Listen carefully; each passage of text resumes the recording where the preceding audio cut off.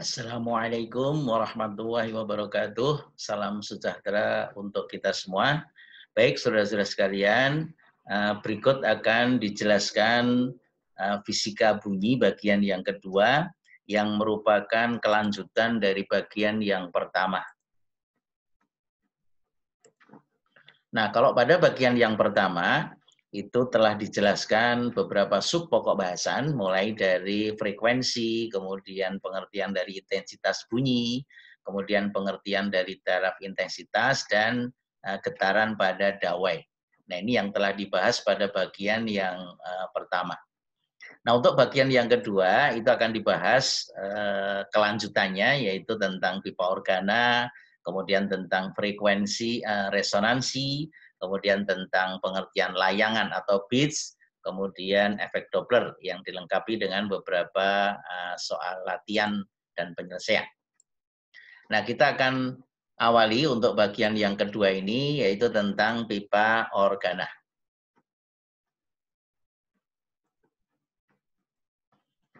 Jadi pipa organa itu dibedakan menjadi dua. Yang pertama adalah pipa organa terbuka dan yang kedua adalah pipa organa tertutup. Nah, kalau pada alat musik, contoh pipa organa terbuka apa kira-kira? Ada yang tahu mungkin para pemirsa sekalian? Ya, contohnya adalah alat musik kulintang misalnya ya, kemudian angklung ya, itu bisa dianggap sebagai pipa organa terbuka, maaf. Nah, sedangkan pipa organa tertutup, salah satu contohnya adalah seruling atau trompet ya. Itu juga contoh alat musik yang dasarnya adalah pipa organa tertutup. Nah, kita akan bahas mulai dari pipa organa terbuka. Nah, pada pipa organa terbuka, itu prinsipnya adalah dari pipa, itu kedua-duanya berlubang. Jadi tidak ada yang ditutup. Nah, kemudian ada frekuensi yang dihasilkan mulai dari frekuensi nada dasar, kemudian ada nada atas pertama, kemudian ada nada atas kedua, nada atas ketiga, dan seterusnya. Nah, secara umum nanti akan dijelaskan dalam frekuensi harmoni. Nah, pertama adalah untuk nada dasar. Jadi bayangkan ini sebuah pipa, dua-duanya terbuka. Jadi kalau gelombang bunyi itu melewati tabung ini, kiri dan kanan terbuka, maka posisi gelombang yang terjadi adalah seperti pada gambar berikut. Jadi posisi di kedua mulut tabung ini bebas bergetar, jadi posisinya adalah posisi perut ya. Kemudian yang di tengah pipa ini posisi simpul, kemudian perut lagi. Jadi gelombangnya itu dari perut, kemudian simpul ke perut. Nah, kita tahu bahwa pada gelombang penuh, itu jarak antara perut ke simpul itu sama dengan 1/4 lambda. Nah, jadi kalau ini posisinya sama dengan posisi perut, kemudian simpul ke perut lagi, berarti 1/4 lambda kali 2 atau sama dengan setengah lambda. Jadi panjang pipa ini sama dengan setengah lambda. Nah, jadi frekuensi yang dihasilkan itu sama dengan V per lambda. Jadi kalau panjang gelombang lambdanya sama dengan 2 kali L. Jadi F1 itu sama dengan V per 2L. Nah, ini dinamakan frekuensi nada dasar.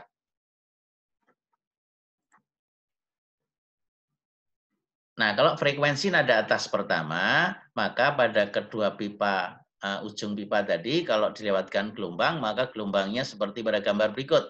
Jadi posisi di kedua ujung kiri dan kanan pipa terbuka ini, itu posisi perut. Kemudian ini simpul, kemudian di tengah-tengah ini posisi perut, kemudian ini simpul, perut lagi. Nah, sehingga gelombang yang terbentuk ini 1/4 panjang gelombang kali 4 bagian atau L-nya sama dengan lambda. Nah, sehingga frekuensi yang dihasilkan menjadi V per lambda atau V per L. Nah, nilainya ini kalau kita bandingkan dengan sebelumnya sama dengan 2 kali frekuensi nada dasar. Jadi F2 sama dengan 2 kali F1. Nah, ini kalau kondisi ketika terjadi frekuensi nada atas yang pertama. Nah, sedangkan pada frekuensi harmonik berikutnya atau frekuensi nada atas kedua, itu kalau gelombang dilewatkan pada pipa organa terbuka tadi akan terbentuk gelombang seperti gambar ini. Jadi ini posisinya adalah posisi perut, simpul, perut lagi, simpul lagi, perut lagi. Nah, jadi jarak dari sini kan 1/4 lambda, Ya, berarti ini seperempat kali 1, 2, 3, 4, 5, 6. Jadi 6 kali seperempat lambda atau sama dengan 1,5. Jadi L-nya sama dengan 3/2 lambda. Nah, sehingga frekuensi yang dihasilkan itu sama dengan V per lambda atau 3V/2L dari L yang dimasukkan ke persamaan ini.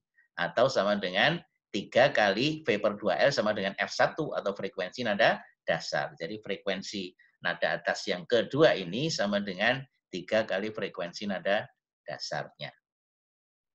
Nah, dengan analogi yang sama untuk nada-nada harmonik berikutnya, maka bisa digambarkan seperti gambar berikut ini. Ya, jadi kalau ini nada dasar tadi L-nya sama dengan setengah lambda, frekuensinya sama dengan V per 2L.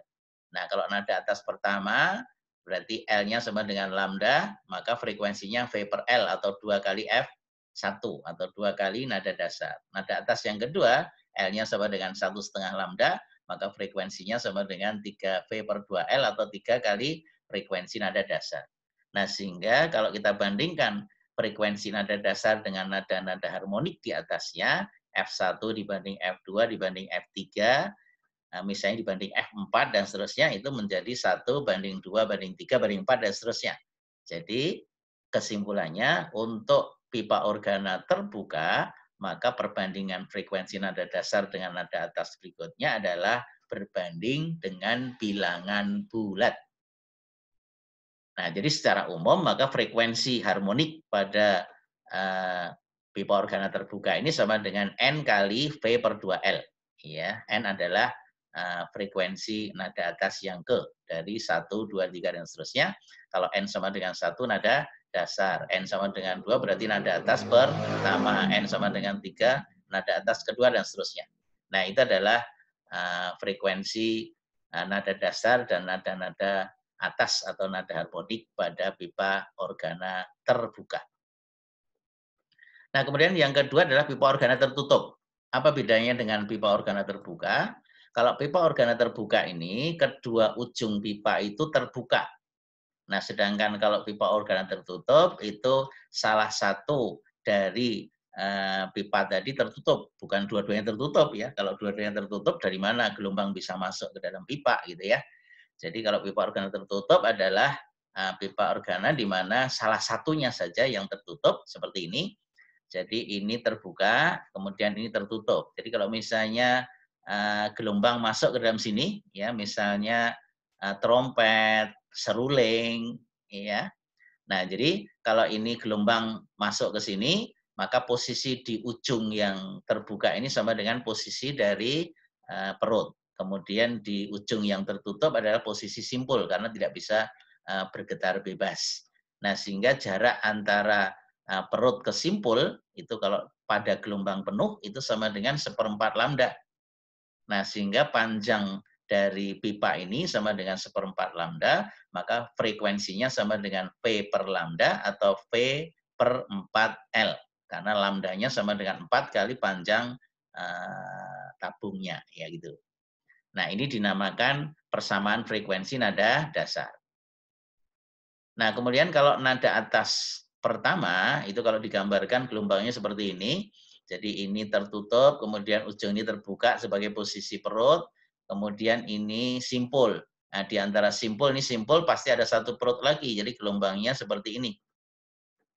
Nah, karena gelombangnya seperti ini, maka nilai L-nya itu sama dengan 3/4 lambda. Karena dari perut ke simpul 1/4, dari perut ke simpul sini 1/4, dari simpul ke perut di ujung pipa itu sama dengan 1/4 lambda. Jadi 1/4 kali 3. Nah, sehingga frekuensi yang dihasilkan sama dengan V per lambda atau 3V per 4L.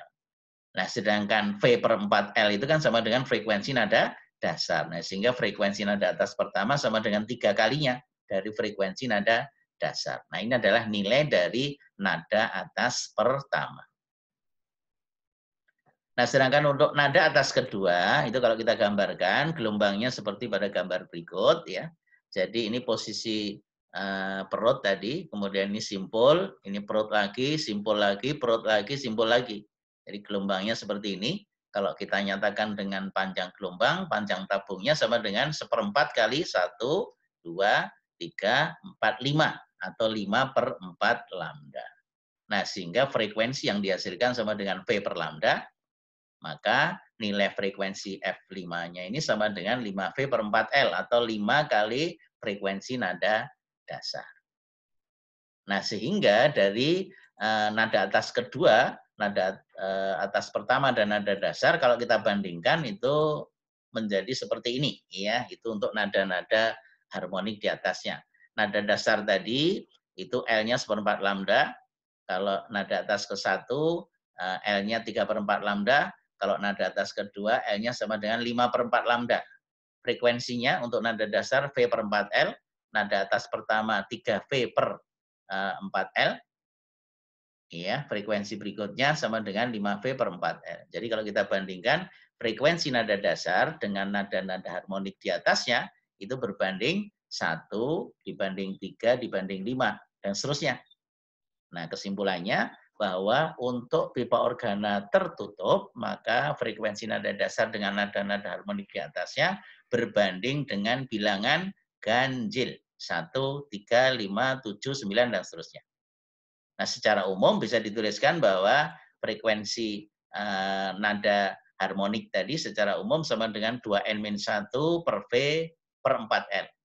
Ya, N sama dengan 1, 2, 3, dan seterusnya. Jadi kalau N sama dengan 1 nada dasar, N sama dengan 2 nada atas pertama, N sama dengan 3 nada atas ketiga, dengan perbandingan seperti ini tadi.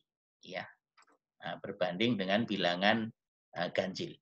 Nah, itu adalah untuk pipa organa tertutup. Nah, jadi kesimpulannya, kalau pipa organa terbuka berbanding dengan bilangan bulat, kalau pipa organa tertutup berbanding dengan bilangan ganjil. Nah, untuk lebih memahami, kita akan berikan contoh yang terkait dengan pipa organa ini.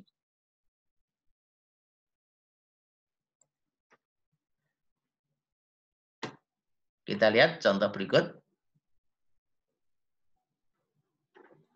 Sebuah tabung setinggi 100 cm diisi dengan air sampai setinggi 90 cm.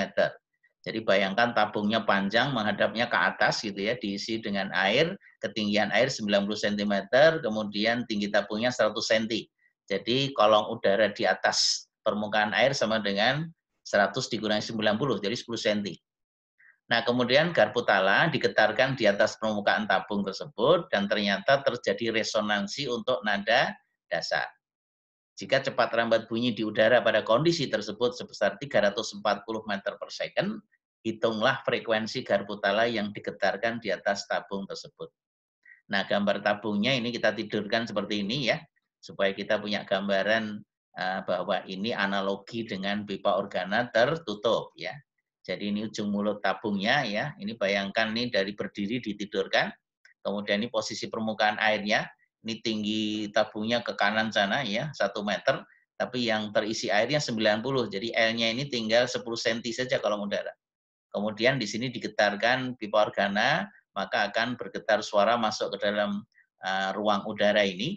Jadi posisi di mulut tabung ini sama dengan posisi perut karena bebas bergetar, kemudian di permukaan air ini sama dengan posisi simpul. Jadi jarak antara perut ke simpul sama dengan 1/4 lambda. Nah, dari persamaan tadi ya, maka panjang kolong udaranya tadi dihitung sama dengan 10 cm, itu sama dengan panjang tabung dikurangi dengan bagian yang terisi air. Nah, kemudian panjang kolong udaranya dibandingkan dengan panjang gelombang kan sama dengan 1/4 lambda. Ya, dari sini L-nya 1/4 lambda, maka lambdanya sama dengan 4 kali L. Ya, L-nya sama dengan panjang kolong udara yaitu 10 cm. Maka akan diperoleh panjang gelombangnya sama dengan 40 cm. Kalau kita jadikan SIMKS, itu menjadi 0,4 meter. Nah, kemudian cepat rambat udara itu sama dengan F kali lambda, sehingga frekuensi yang dihasilkan sama dengan V per lambda, ya, V-nya sama dengan 340 meter per second, dari sini diketahui. Ini cepat rambat bunyi di udara. Kemudian lambdanya sudah dihitung 0,4 meter ya dari sini. Nah, maka akan diperoleh 850 Hz. Nah, ini adalah frekuensi garpu tala yang digetarkan pada ujung tabung ini. Nah, kita lihat contoh berikut. Dari soal nomor 5 di atas, ya, jadi bayangkan tabung yang tadi terisi 90 cm ketinggiannya, diatur permukaan airnya. Jadi permukaan airnya diturunkan gitu sehingga panjang kolong udara yang berada di atas air bertambah besar atau bertambah panjang. Jadi kalau dalam praktikum itu kolong udara di atas itu dihubungkan dengan pipa ke bawah, kemudian dihubungkan dengan bak atau reservoir air, kemudian bisa dinaik turunkan sehingga posisi permukaan air pada tabung itu bisa diatur ketinggiannya. Nah, kemudian dengan garpu tala digetarkan di atasnya, pertanyaannya adalah berapa kalikah dapat terjadi resonansi ketika panjang kolong udara diperbesar dengan menurunkan permukaan air ke bawah. Nah, untuk menyelesaikan ini, kita perlu pahami bahwa kolong udara tadi analogi dengan pipa organa tertutup, perbandingan antara nada dasar dengan nada atas berikutnya, itu sama dengan berbanding dengan bilangan ganjil ya. Jadi secara umum Fn sama dengan 2n-1 kali V per 4L, dengan N sama dengan 1, 2, 3, dan seterusnya. Nah, jadi resonansi yang ke N dapat terjadi jika panjang kolong udara itu memenuhi persamaan ini tadi. Ya, ini untuk yang pertama kan 0,4 meter tadi. Ya, panjang gelombangnya ya. Nah, sehingga untuk N sama dengan 1, maka kondisi terpendek dari panjang kolong udara sama dengan 1/4 lambda, sama dengan 0,1 meter. Ini masih bisa terjadi. Kemudian untuk N sama dengan 2, perbandingan dengan bilangan ganjil, maka L-nya sama dengan 3/4 lambda, dikalikan panjang gelombangnya, ya sama dengan 0,4 meter, jadi ketemunya 0,3 meter, masih bisa. Kemudian N sama dengan 3, berarti L4 sama dengan 5/4, ya, sama dengan 5/4 kali 0,4, ketemunya 0,5, masih lebih kecil dari panjang tabungnya, masih bisa terjadi resonansi. Untuk yang keempat, maka nilai panjang kolong udaranya sama dengan 7/4 kali lambda.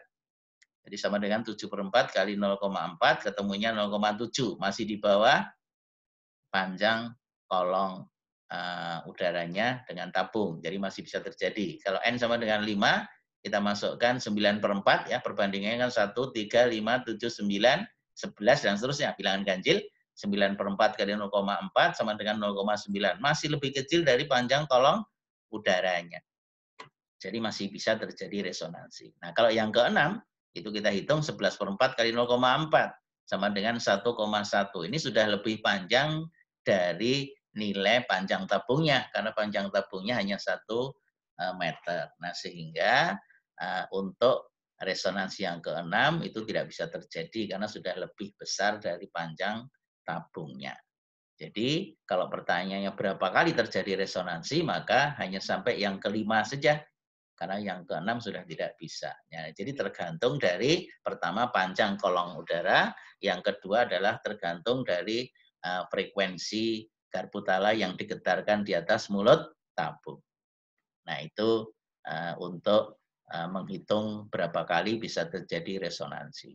Nah, itu kalau dalam prakteknya ketika kita praktikum akan terjadi suara yang lebih keras, misalnya ngomong gitu ya. Jadi ketika lebih keras itu berarti terjadi resonansi.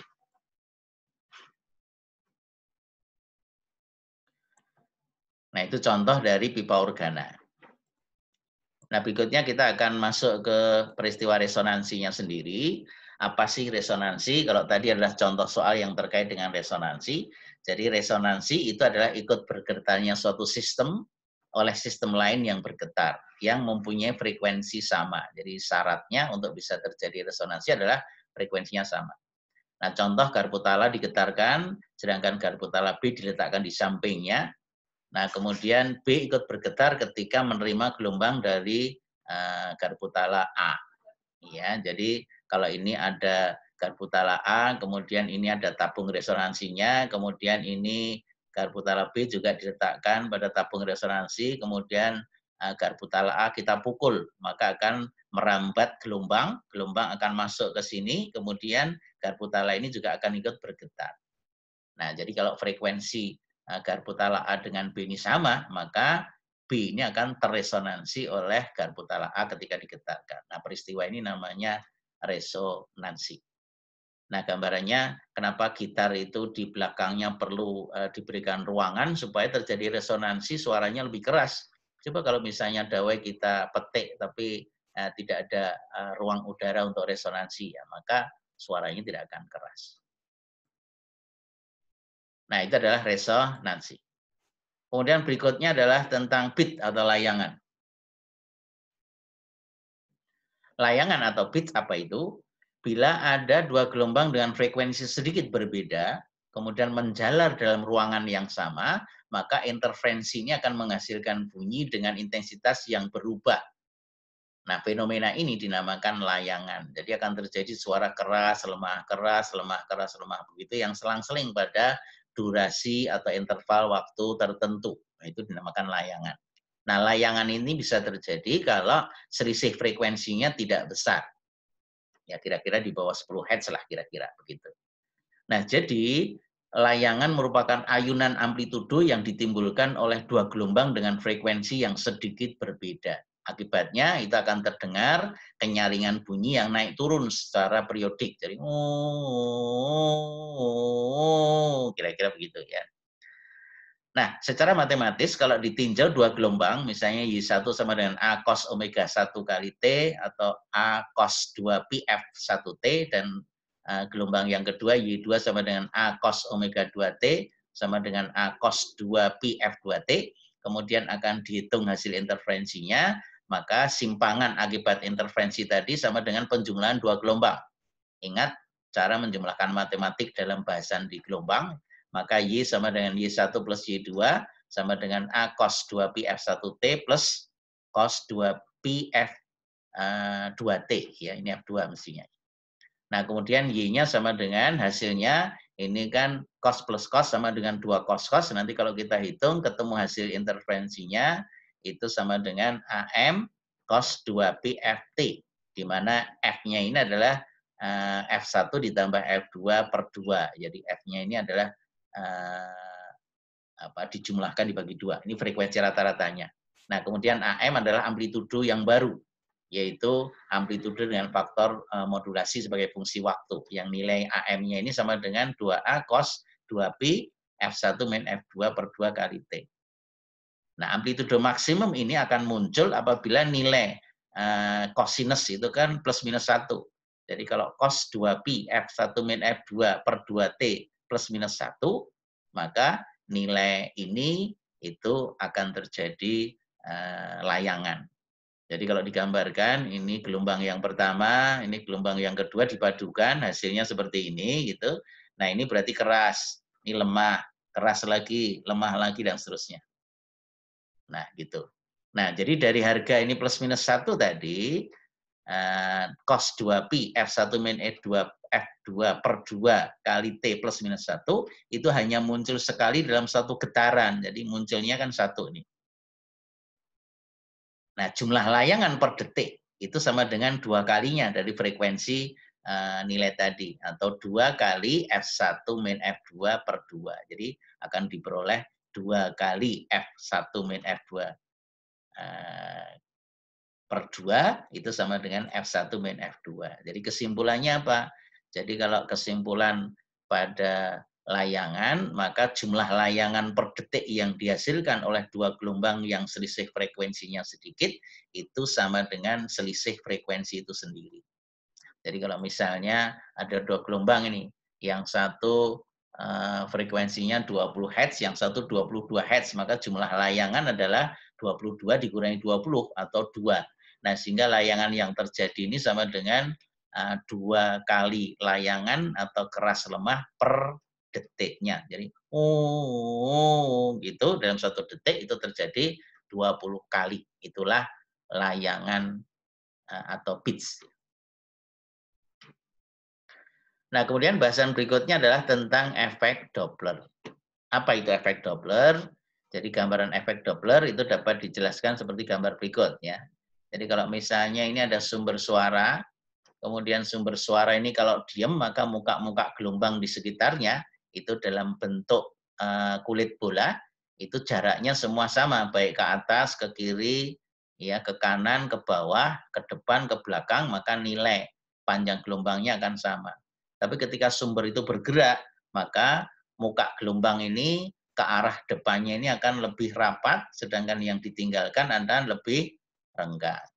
Jadi kalau digambarkan seperti ini, jadi kalau misalnya sebuah ambulan, kemudian bergerak ke kanan, ada pendengar yang ada di depannya, maka akan merasakan bahwa panjang gelombangnya ini memendek.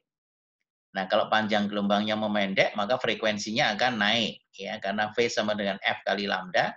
Kalau lambdanya mengecil, berarti frekuensinya naik, karena V cepat lambat suara tidak berubah nilainya. Nah, sedangkan posisi di belakangnya, itu karena gelombangnya menjauhi dia, maka muka gelombangnya akan lebih renggang. Nah, kalau lebih lenggang, berarti panjang gelombangnya membesar.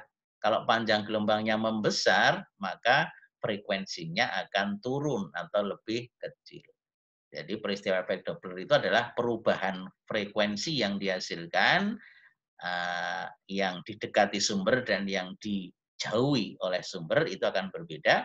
Yang didekati sumber akan nilainya naik frekuensinya, yang ditinggalkan oleh sumber akan berkurang. Nah, itu adalah prinsip dari efek Doppler. Nah, persamaan efek Doppler itu secara umum dapat dinyatakan seperti ini, ya. Jadi karena antara sumber dengan pengamat itu kan sebenarnya relatif. Bisa jadi pengamat atau pendengarnya diem, kemudian sumbernya mendekati ke pengamat. Bisa juga sumbernya yang diem, kemudian pengamatnya yang menuju ke sumber atau menjauhi sumber. Nah, sehingga secara umum persamaan efek Doppler itu dapat dinyatakan dengan persamaan seperti ini, atau ini, ya. Fp sama dengan V plus minus Vp per V plus minus Vs kali Fs. Di mana V ini adalah cepat lambat suara di udara pada kondisi tertentu. Kemudian Vp adalah kecepatan pendengar, Vs adalah kecepatan sumber, dan Fs adalah frekuensi sumber, sedangkan Fp adalah frekuensi yang diterima oleh pendengar. Nah, aturan plus minusnya ini menggunakan gambaran seperti ini. Jadi kalau sumber itu nilainya minus kalau mendekat. Nah, sedangkan plus kalau menjauh. Nah, sedangkan kalau pendengar minus itu kalau menjauh, plus kalau mendekat dari persamaan ini. Nah, gambaran yang mudahnya seperti ini, ya. Jadi kalau misalnya ini sumbernya di sini, ini pendengarnya. Jadi kalau pendengar ini menuju ke sumber atau mendekati sumber, maka nilainya plus nanti, kecepatan dari pendengar. Kalau pendengarnya ini menjauhi sumbernya, maka nilainya minus untuk kecepatan pendengar. Nah, sebaliknya bagi sumber sendiri, kalau sumber itu menuju ke pendengar, maka nilai cepat kecepatan sumbernya itu minus. Nah, sementara kalau menjauhi dari pendengar atau menjauhi pengamat sumbernya itu tadi, maka nilainya positif. Nah, itu dengan prinsip tadi, ya. Jadi kalau sumbernya mendekati ke pengamat, maka nilainya lebih besar, maka ini kan harus minus, gitu. Nah, itu adalah gambaran dari nilai plus minus untuk menyatakan kondisi persamaan efek Doppler tadi. Nah, kemudian kalau efek Doppler tapi ada kecepatan angin yang mempengaruhi, ya. Apabila medium yang dilalui gelombang mempunyai kecepatan angin VA sejajar dengan garis yang menghubungkan pendengar dengan sumber, maka persamaan efek Doppler dapat dituliskan menjadi seperti ini. Jadi VA ini adalah kecepatan angin. Jadi kecepatan angin ini itu bergabung dengan kecepatan udara atau kecepatan suara di udara, ya. Ini menjadi satu. Nah, kemudian ini plus minus Vp ini plus minus Vs kali Fs sama, ya, hanya ditambah di sini saja. Nah, kemudian VA atau kecepatan angin ini kapan plus kapan min, positif jika arah angin searah dengan arah rambatan bunyinya. Nah, kemudian minus jika arah angin itu berlawanan arah dengan arah rambatan bunyi. Jadi kalau misalnya seperti ini ada ambulan menuju ke pengamat atau pendengar, kemudian arah anginnya ke sana. Ya, arah anginnya sana. Nah, sehingga nanti nilainya minus. Nah, sebaliknya bernilai positif. Nanti kita lihat pada contoh ya. Nah, itu adalah persamaan efek Doppler secara umum dan persamaan efek Doppler kalau dipengaruhi oleh kecepatan angin antara pendengar dengan pengamat.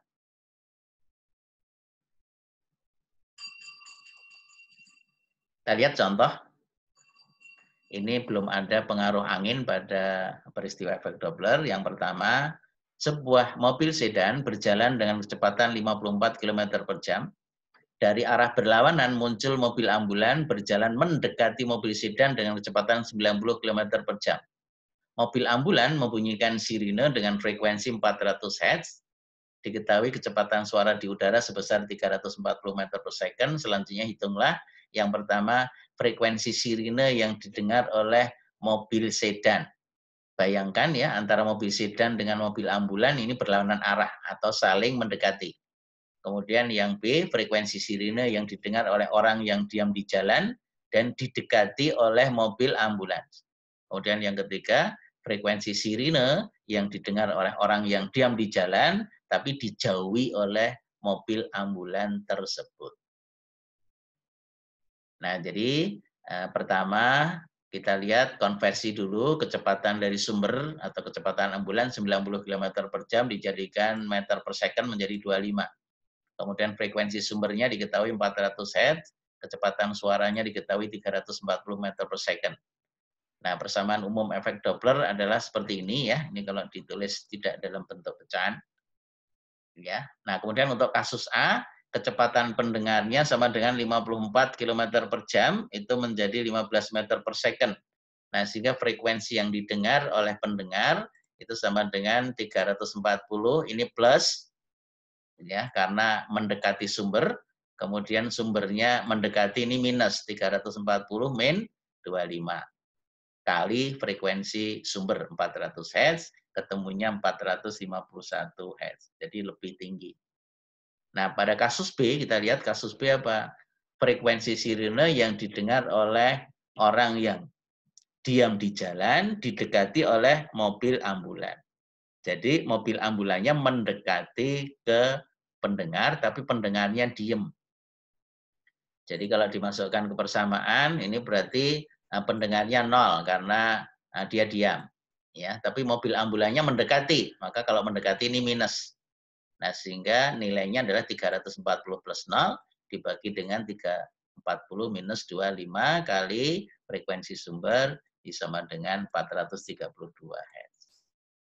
Nah, kemudian untuk kasus C, kita lihat kasus C, frekuensi sirine yang didengar oleh orang yang diam di jalan, tapi dijauhi oleh mobil ambulan. Ingat, kalau sumbernya menjauhi, maka nilainya positif. Nah, sehingga frekuensi yang didengar oleh pendengar adalah 340 plus 0 karena pendengarnya diam, dibagi dengan 340 plus 25 plus karena sumbernya menjauhi pendengar. Dikalikan frekuensi 400 Hz, maka akan diperoleh 373 Hz. Nah, ini frekuensi-frekuensi yang didengar relatif terhadap sumber bunyi baik mendekati ataupun menjauhi. Oke, mudah-mudahan dipahami. Nah, sekarang kalau contoh yang terkait dengan angin ya, kita lihat nih. Ya, saya perbesar sedikit. Sebuah mobil pemadam kebakaran bergerak menuju ke lokasi kebakaran dengan kecepatan 20 meter per second. Jadi nggak usah dikonversi, ini sudah dalam SCMKS, sambil membunyikan sirine dengan frekuensi 560 Hz. Melewati pendengar yang diam di bahu jalan. Jika angin berhembus dengan kecepatan 40 meter per second berlawanan arah dengan arah gerak mobil, tentukan frekuensi yang diterima oleh pendengar ketika mobil bergerak mendekat. Jadi bayangkan ini sirinenya, frekuensi yang dihasilkan 560 Hz, kemudian kecepatannya 20 meter per second, kemudian ada pengamat atau pendengar, dia diam, kemudian sumbernya ini mendekati ke pengamat, kemudian arah anginnya ke kiri, melawan dari arah sirine yang bergerak ya. Jadi kecepatan anginnya menuju ke arah sumber ya. Nah, sehingga kita menggunakan persamaan efek Doppler dengan pengaruh angin, frekuensi pendengar sama dengan V plus minus VA dalam kurung plus minus VP per V plus minus VA plus minus VS kali Fs. Nah, kita lihat karena kecepatan angin ini menuju ke sumber, maka ini negatif, mengurangi. Nah, maka nilainya menjadi minus. Nah, kalau ini minus, ini juga minus otomatis ya. Kalau ini plus, ini plus. Jadi 340 dikurangi 40, ini 340 dikurangi 40. Jadi seolah-olah kecepatan suara ini menuju ke pengamat itu sama dengan kecepatan dia dikurangi dengan kecepatan angin. Ya, kecepatan suara dikurangi dengan kecepatan angin. Nah, kemudian untuk yang VP dan VS-nya mengikuti aturan tanpa pengaruh angin tadi. Jadi karena pengamatnya ini diem berarti sama dengan 0, kemudian karena sumbernya ini mendekati ke pendengar atau pengamat, maka nilainya minus. Kecepatan dari sirinenya yaitu 20 meter per second. Dikalikan frekuensi sumber yang dihasilkan 560, ini kalau kita hitung ketemunya sama dengan 600 Hz. Nah, ini contoh kalau ada pengaruh angin terhadap gerakan relatif antara sumber bunyi dengan pengamat. Nah, baik, saya kira ini bagian yang kedua dari bunyi. Mudah-mudahan apa yang dijelaskan dengan beberapa contoh bisa dipahami dengan baik. Nah, untuk mengulang kembali silahkan bisa diputar kembali video ini untuk lebih memudahkan di dalam pemahaman apa yang telah dibahas, baik di bagian pertama maupun bagian kedua dari pokok bahasan bunyi ini. Terima kasih atas perhatiannya. Sampai di sini dulu. Insya Allah ketemu di kesempatan lain dalam pokok bahasan yang berbeda. Terima kasih. Assalamualaikum warahmatullahi wabarakatuh.